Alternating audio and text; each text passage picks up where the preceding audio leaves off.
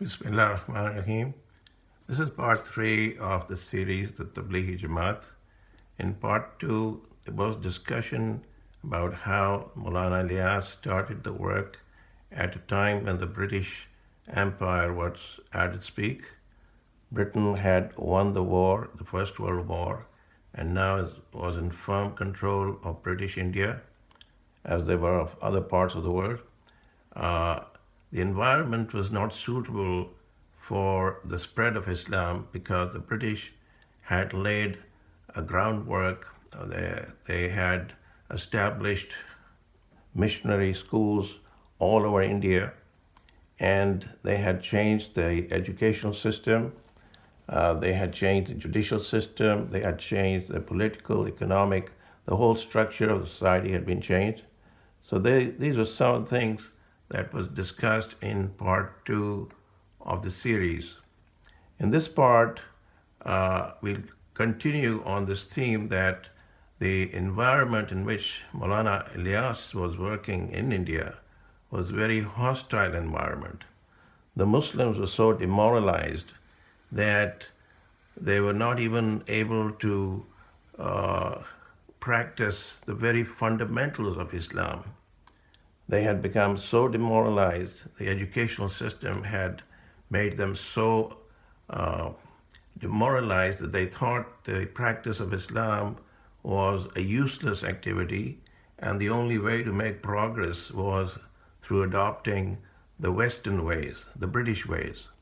The British had patronized scholars who were openly advocating uh, adoption of the British culture, British lifestyle, British ways, and the common man was so demoralized that he felt that there was no need for them to learn anything from the Quran and Hadith. This kind of thinking started spreading among the general population.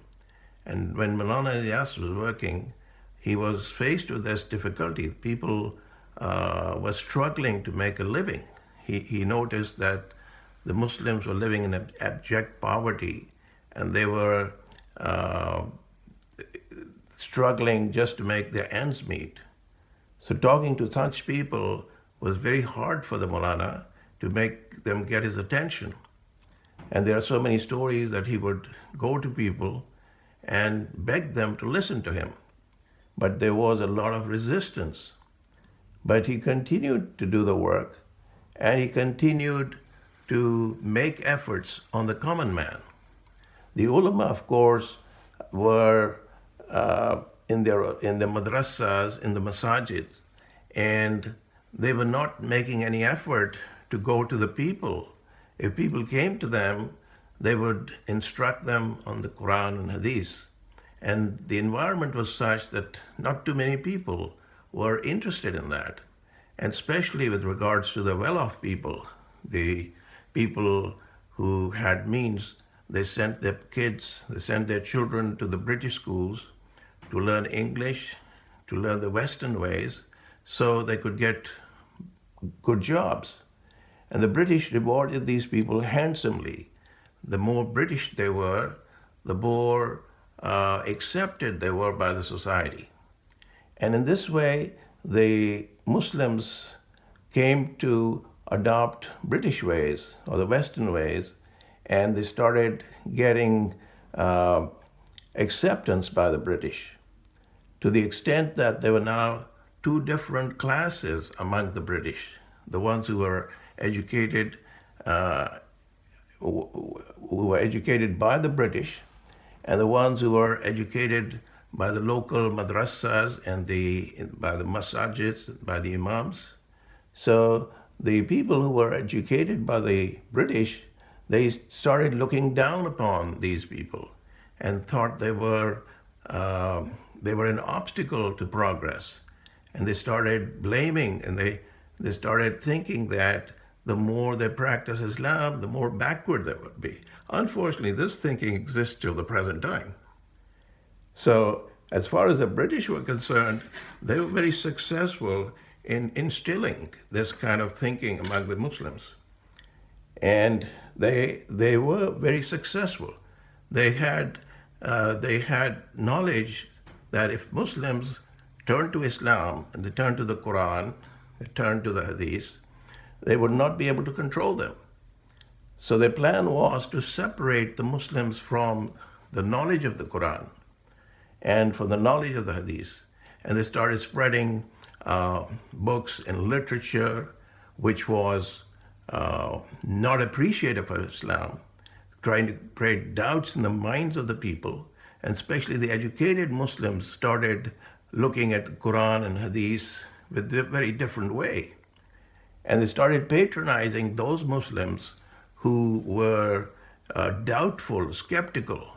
And they started spreading literature that would create doubts in the minds of the people. So this created a big division within the Muslims in India. And of course, the movement that started in the early 1900s, the Qadiani movement, that was, of course, very much patronized by the British. And this helped them to weaken the power of the Muslims, weaken the power of the Muslims even more. So in this environment, Maulana Ilyas tried to bring the Muslims back to Islam. So he took practical steps. Qaid Hazrat Muhammad Ali Jinnah was working on the political front. And Allama Muhammad Iqbal was working through his poetry. He was trying to inspire Muslims through his poetry. Whereas Maulana Muhammad Ilyas was taking steps to go to Muslims to return to the practice of Islam. And he kept emphasizing that until the Muslims start practicing Islam, the help of Allah is not going to come. So in other words, the message was very simple. The help of Allah is with the practice of Islam, not with the label of Islam.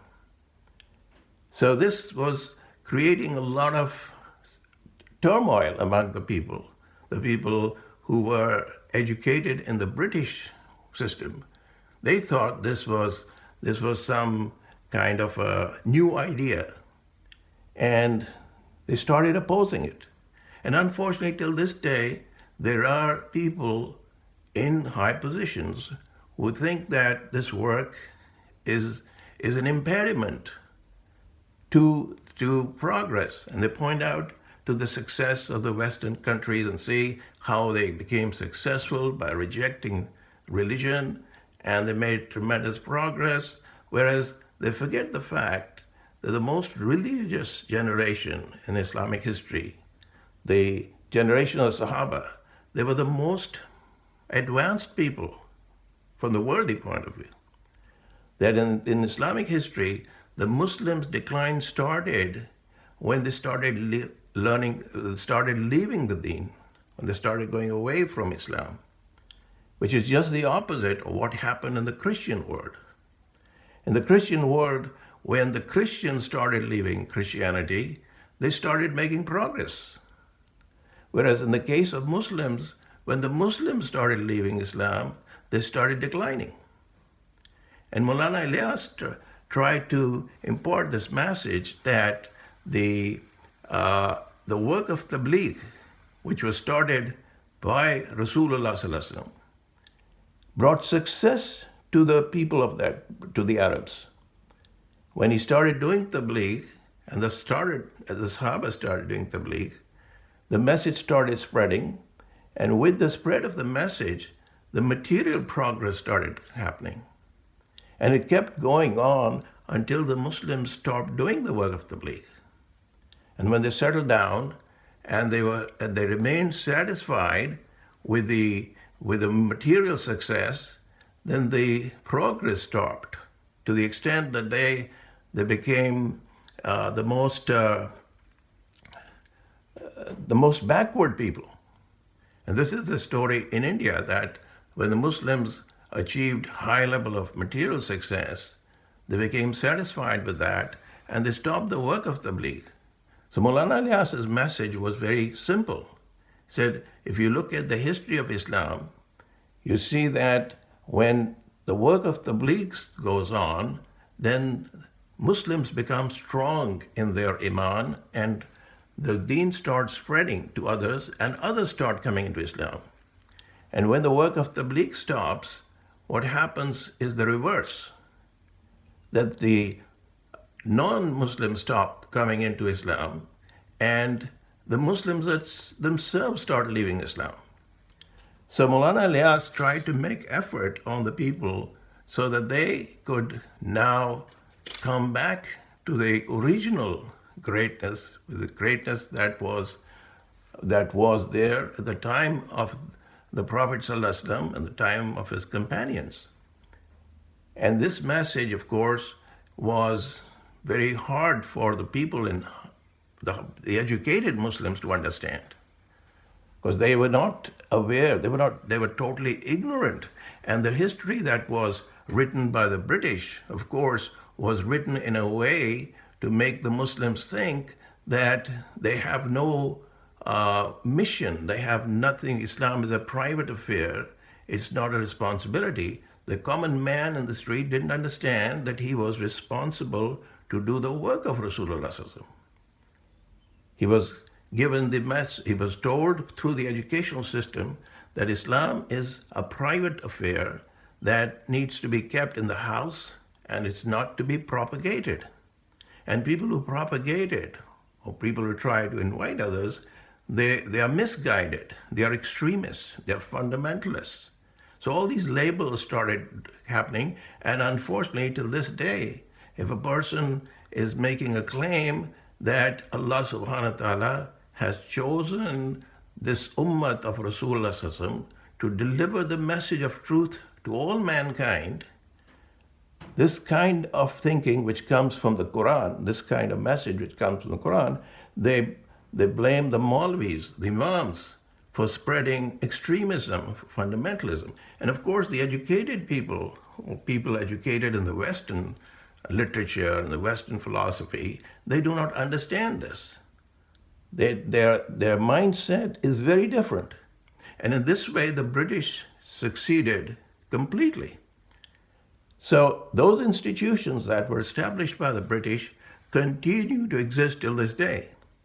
And this is the struggle of the Tablighi Jamaat, that they go to people and they try to make them understand how things started deteriorating. And this is a big accomplishment, a big achievement of Maulana Ilyas, that he was able to diagnose the problem. A lot of ulama who were aware of this did not take the practical steps.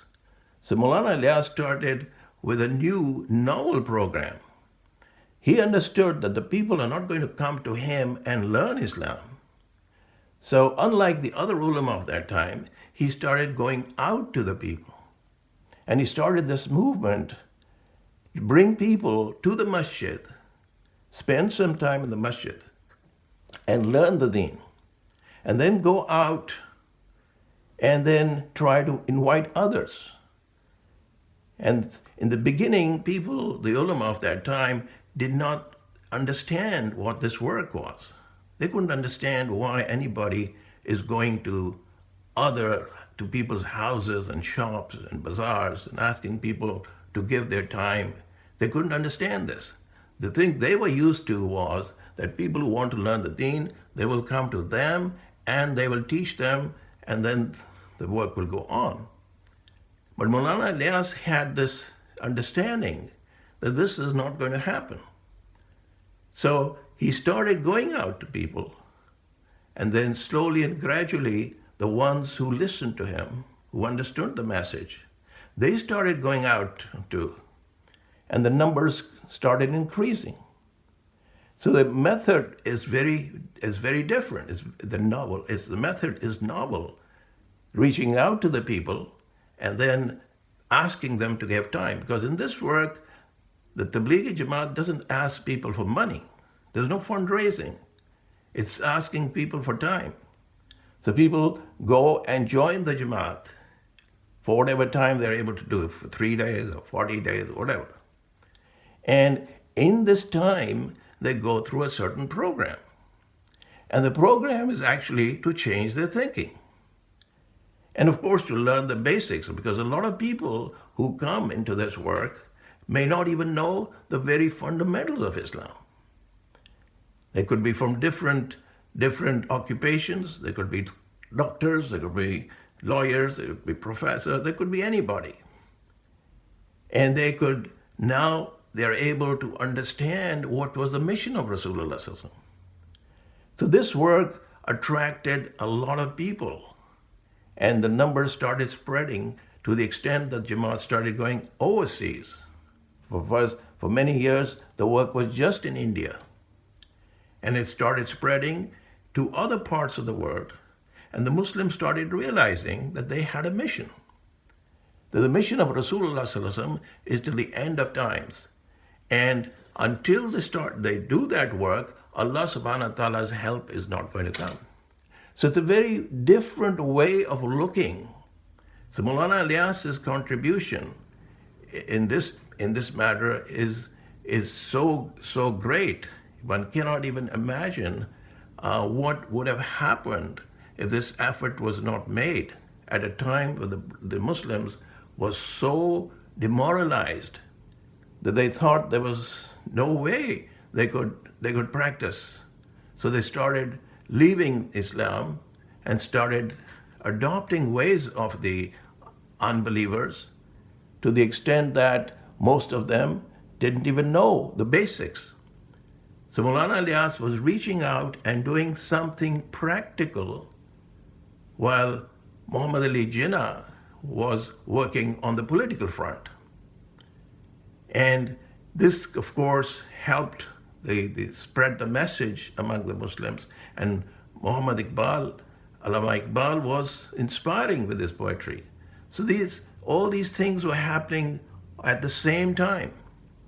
And the Muslims started getting confidence that Islam is not finished.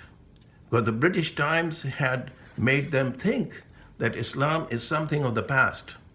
And unfortunately, there are a lot of people even today that Islam doesn't have any role to play in the modern world.